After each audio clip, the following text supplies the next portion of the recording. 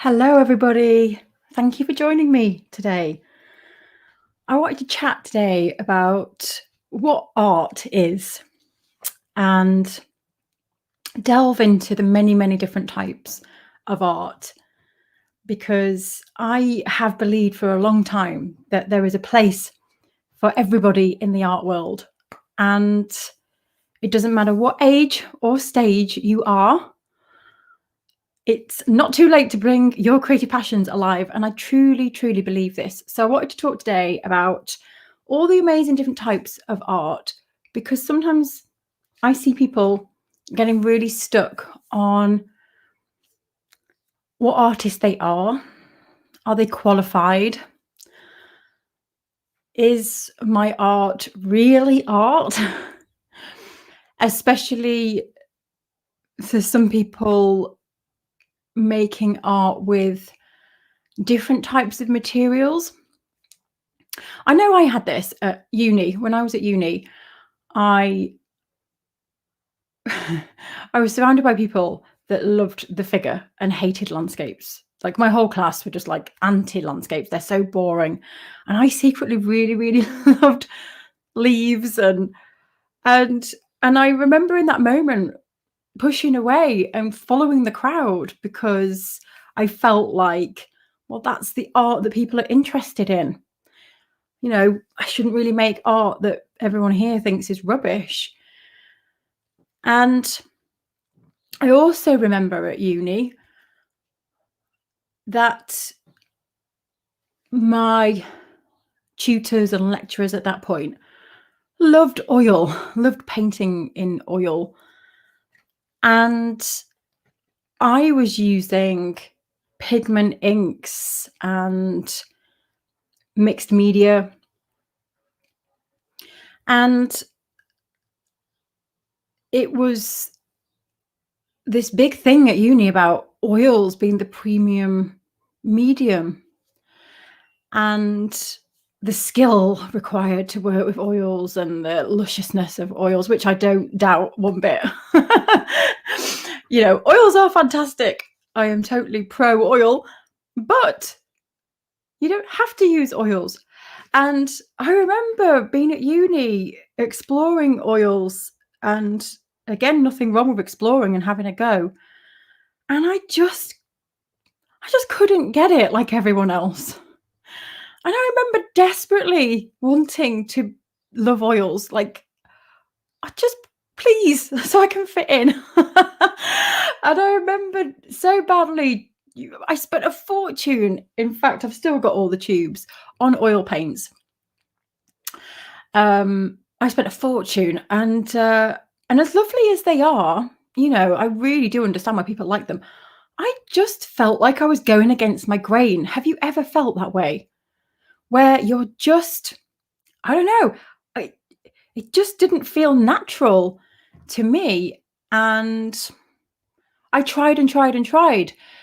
But when you're in that arena, you then start to feel like, oh, well, I just work with this rubbish medium that isn't classed as art, that anyone can use. You start to tell yourself all these stories then about how, is my art really art? Is it classed as art? And it's so dangerous. It's so dangerous. And I'm sharing this because I see it happening all the time. Those seeds of doubt coming in because the way you do something, because of the way you use your medium or the medium that you use. I remember a long way back, a member, Mary Roberts, joining our community, our hub.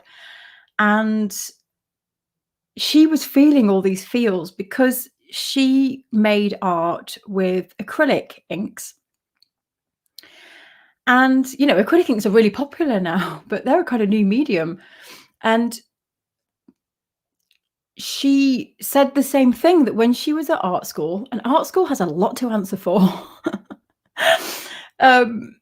When she was at art school, she was fed the same, and came out of art school scared to call herself an artist, was trying to force herself to use mediums that didn't feel natural. And when she used the acrylic inks, she just felt like, oh, this is great. And, it's not against the grain, but with the grain. Yes, this is what I love. But she had that horrible seed of doubt in her head that was holding her back because it's an inferior medium in her eyes. And this was really limiting her going forwards. And she was resisting putting her work in places and applying for things because she had this huge phobia and fear of being judged for the medium that she was using. And in the end, she did enter a competition and she won the competition. And winning that competition in that moment gave her the validation that it's okay. Acrylic inks are classed as an art form. I know Mary's probably thinking back now thinking, yeah, it was probably a crazy thing, a block, but we have them. Most of our fears are not rational and they are born from years of criticism or other people's opinions.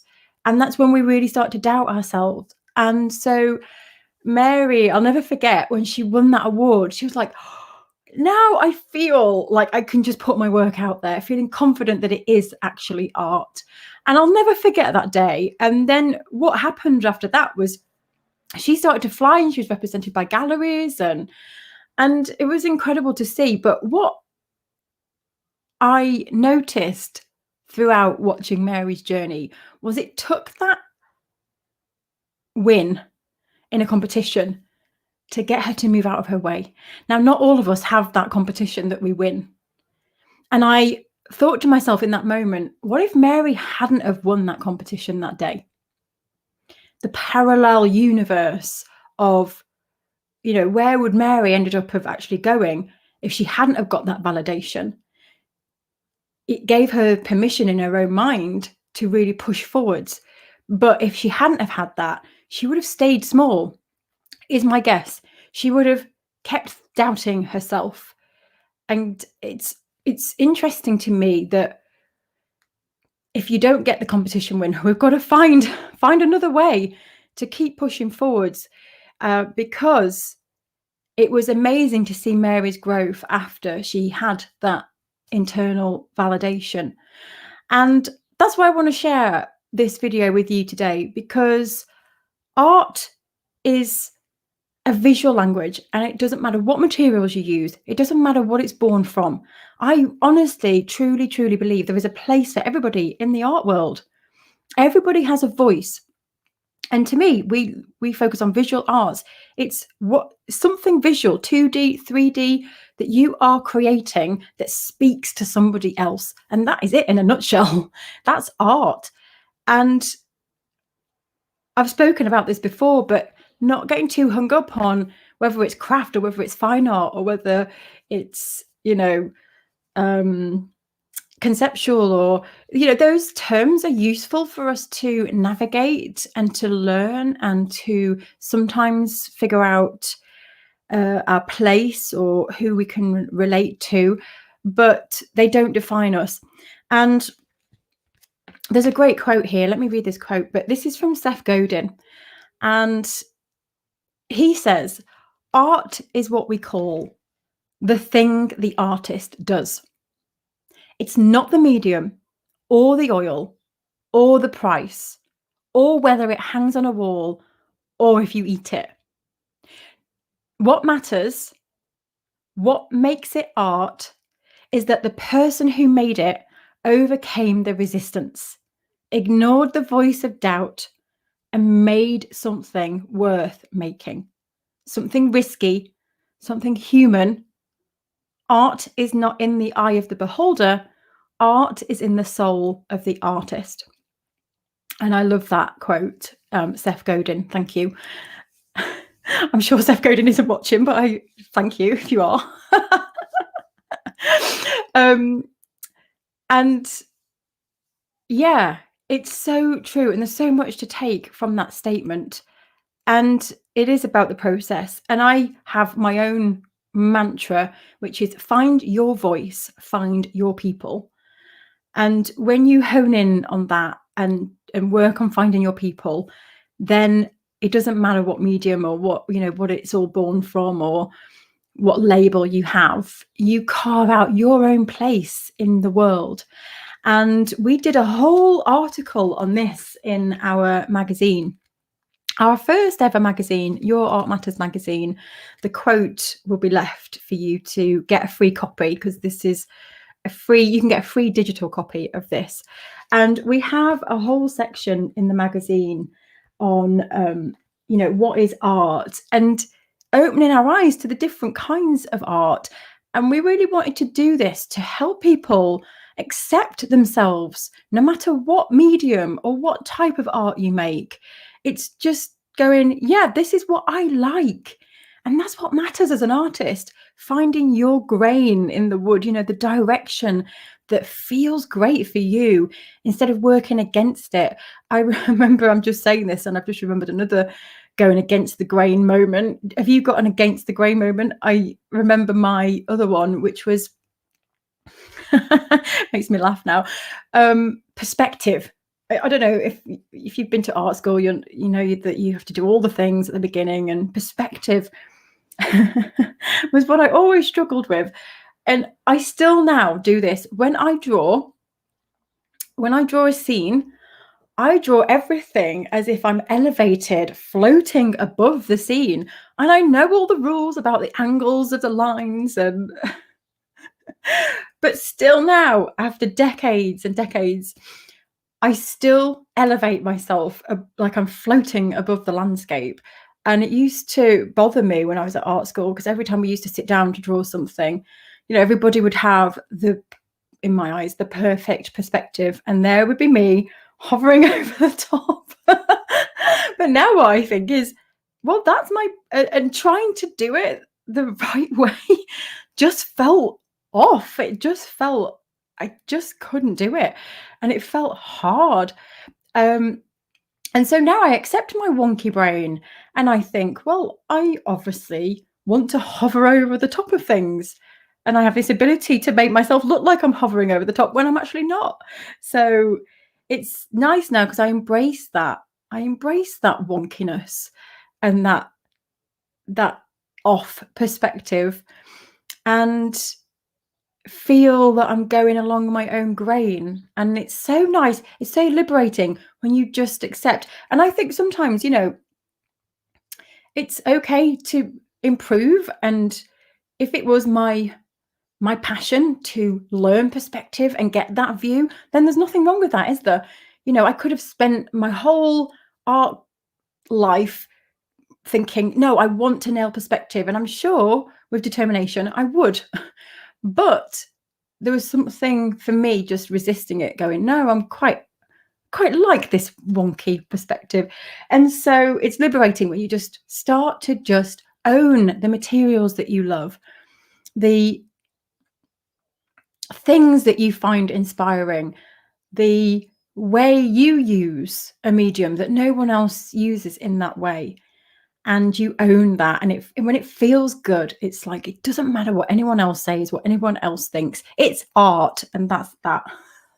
And I think Evelyn's on with us today, but Evelyn is a chocolate artist. She uses chocolate to make these incredible sculptural pieces that is made, from chocolate, these amazing kind of intricate buildings. And she makes all sorts of things now. She's making edible, I think it was phones the other day, and she is an artist. She uses chocolate, and the same principles apply. And we've got a lot of people inside the magazine who Janine Jax uses wool, and we've got glass artists, and Ra Flynn, she is a radiographer, and she x-rays botanicals and starts to create these incredible art pieces from the x-rays. And I love this story because it's her job merging with her art, which is fascinating. And lots and lots and lots of different types of artists and art forms. So if you would like to have a free copy and have a read of all the different types of artists, there's so many more in the magazine as well. Really inspiring stories from people. I'll put the link below. So that's my message to everyone today, is to, as much as possible, release the doubt, if you're holding on to the doubt of whether your art is art, or whether you have a place, or whether the medium you use is classed as art. Is anyone going to buy this? I can guarantee there is a place, because I have literally worked with thousands of people now over the last 5 years I've been doing this. And I've worked with people in my community, but I've also worked with people outside of the community and made friends with artists over the years, read articles. I've seen it time and time again, the different things that people have sold and are making a living from. In fact, 2 that spring to mind.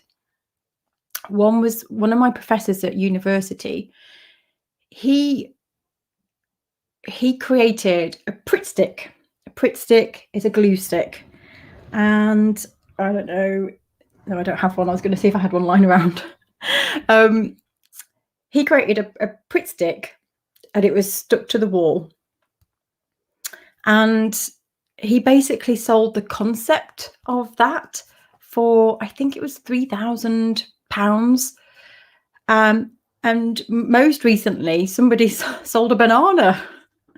It was, I can't remember in what context the banana was, but they sold that. And I don't have a problem with this. Some people have a real problem with that. And how could you spend that much money? And I just think it doesn't matter to me. If someone has a voice and they found their people, go for it. Just go for it. If you've got something crazy and somebody wants it, then why not? So that's my view on it. And I just think it's the biggest gift you can give yourself, by accepting and going, finding your grain and heading in that direction of what it really, really is that you want to do. And it's the most courageous thing to do as well, to be brave enough to own what it is that you like, what you're curious about. Another thing I remember going back to the very beginning of the story, when I ended up becoming absorbed in figure, I actually ended up becoming obsessed myself, and I was doing life drawing all the time, and I ended up being obsessed with the figure in the female form, and that's what my art was based on. And I deviated from landscapes and didn't touch a leaf or anything like that. And then I became obsessed with the female form. Then the flip happened, because then when I went to take it out into the world and I introduced it to my family, I was really embarrassed because all my artwork was nude. And so it was really interesting. And this is something to remember, is our own perspective and our own view on the world.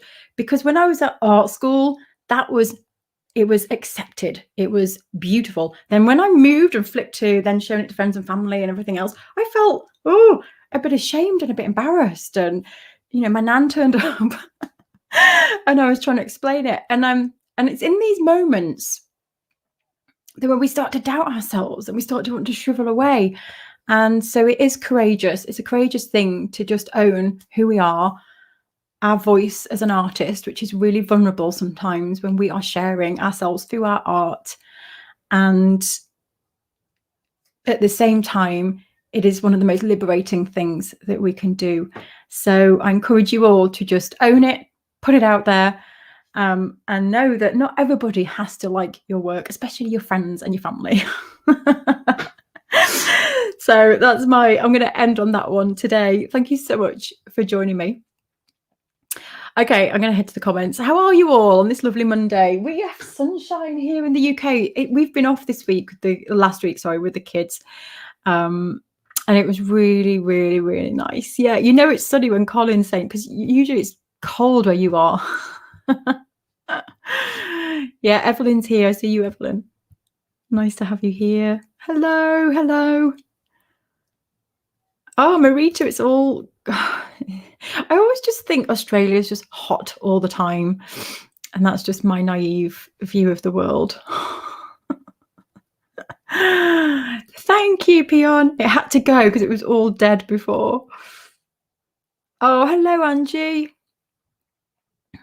Oh, your family are not so well. I'm sending you all big, big, big, big hugs, Angie. Oh, Carol, lovely to have you here. I need an hour of Michelle's positivity right now. Oh, Vanessa's doing the gardening. Lovely. Hey, Freddie. So many of you. There's too many people to say hello to. Lottie, I was just thinking about you as I was describing the female form, because Lottie is a courageous artist who, when she joined our membership, was doing amazingly at pet portraits. And she realized in that moment that I think I'm done with this type of work, and realized that there was something inside of her that needed to come out. And she courageously changed directions.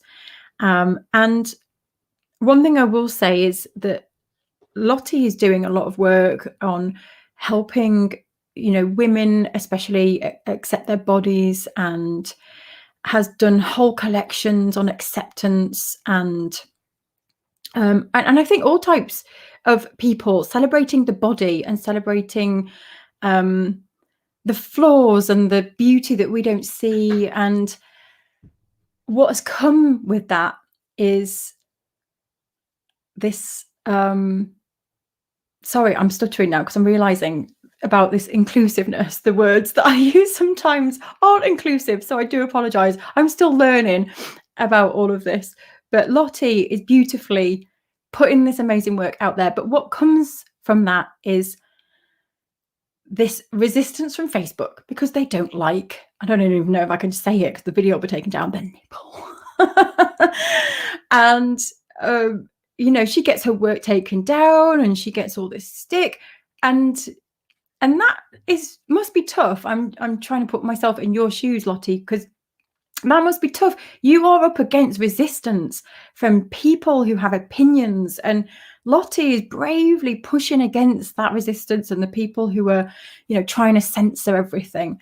And big hat off to Lottie, because when you have that against you, it must be, really hard sometimes to keep that strength and determination to keep going. You start to doubt yourself. Am I doing something wrong? Because everyone keeps trying to take my work down. So give you a big shout out, Lottie.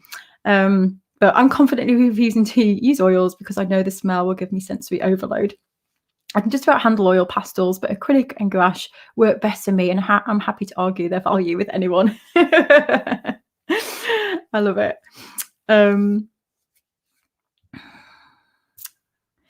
So Rachel says here, I don't class what I do as art because it's fashion illustration. And for me, and this is just my view, Rachel, and of course, I think everyone's view has a place and opinion, but I still see that as an art form. And I think that art, to me, this again is just my view, art is a visual language. And underneath the umbrella of art are different types, like fashion illustration, design, the list goes on. And I know that, especially if you've trained, that in uni there wasn't allowed to be any crossover as well.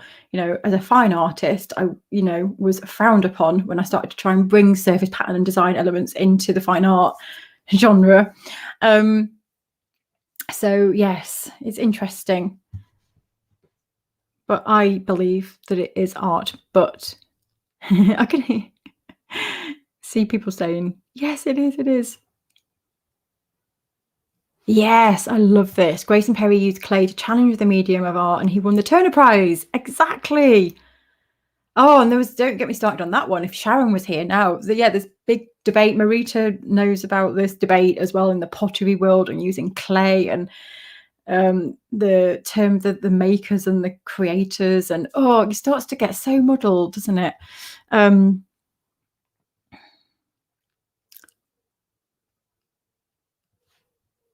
Yeah, and I think, Vicky, finding the validation is hard. And I think that's why I focus on the mantra, find your voice, find your people. I think we sometimes look in the wrong places for validation. I see a lot of people applying for competitions, and there's nothing wrong with competitions. They have a place, but they also have a lot of damaging qualities because people chase the competitions. And if they don't win, it deflates them and they start to question their art and they start to question their place in the art world. And actually, when you focus on your people instead, the validation comes from them. And your people are going to be the people who are connected to your art, not necessarily the 3 people who are sat on a panel judging competitions that day. And they are so subjective, their views. And it's sometimes just 3 people or 1 person sometimes on a panel. And then that worries me because artists then are putting their whole future in the hands of 1 person's opinion, or a panel of 3, or a panel of 4 or 10. And it can be really, really damaging. So I think when you start to focus on your people, they could just be everyday people. They might not even be part of the art world. That's where the validation comes from. When you have that connection and someone goes, oh my gosh, I get your work. Oh, it's amazing. And it doesn't take to win a competition, I don't think, to get that validation. That feeling when someone connects with it, that's validation. So yeah, we are all different, Helen. Exactly. All mediums are valid. They are. And it's using mediums to express what you want to say. And that could be dirt from the garden. It could be coffee. It can be ceramic, clay, anything. Yeah, music and poetry is an art form as well. Yeah, dance, poetry, music, art, yes.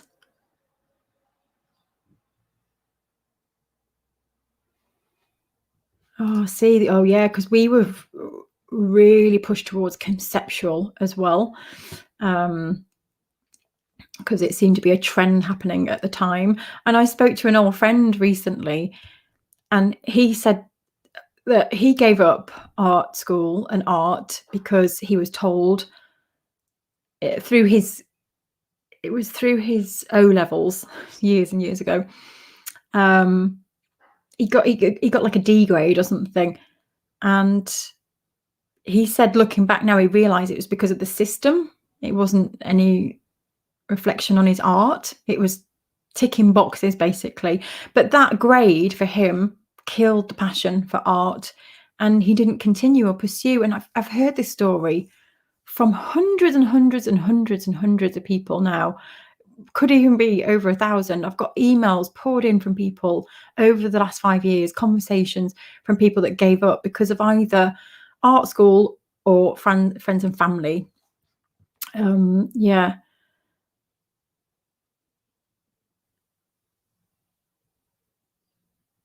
I'm just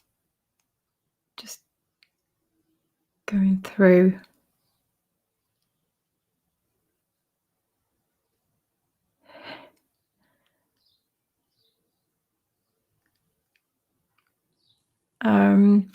Chantel, I will send you links to where, because this is a whole other live session. So I've got links and we've got material in the hub as well to help you with this question. Absolutely. We'll come back to you. This, Tracy. There's an Italian sculptor who has sold an invisible sculpture. It actually doesn't exist, for 1,500 euros. I just love it. I love it. Oh my gosh.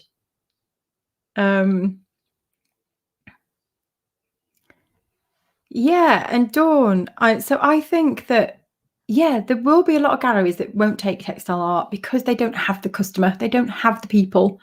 And then when that happens, you find your own people. There will be galleries that take textile art because I've seen them, I've been to them myself. There's big exhibitions, not so much at the moment because we are in this pandemic. But there are so many ways to get in front of people with textile art, so many people who love textile art. And when you start to carve out that world, then you know the places to go to. You'll start to get recommendations of you should exhibit here, you should approach this gallery. But there are lots of galleries that won't take pottery, that won't take certain types of paintings. And it's because they have a customer base. And if they don't have your customers, they can't sell it, they won't take the work.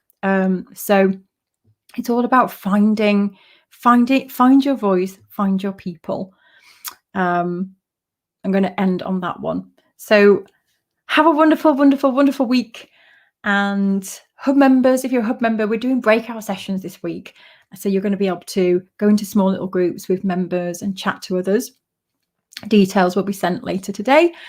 And I will share the links so that you can grab a copy of the magazine. Take care, everybody, and have a wonderful, wonderful week. Thank you for joining me. Bye-bye.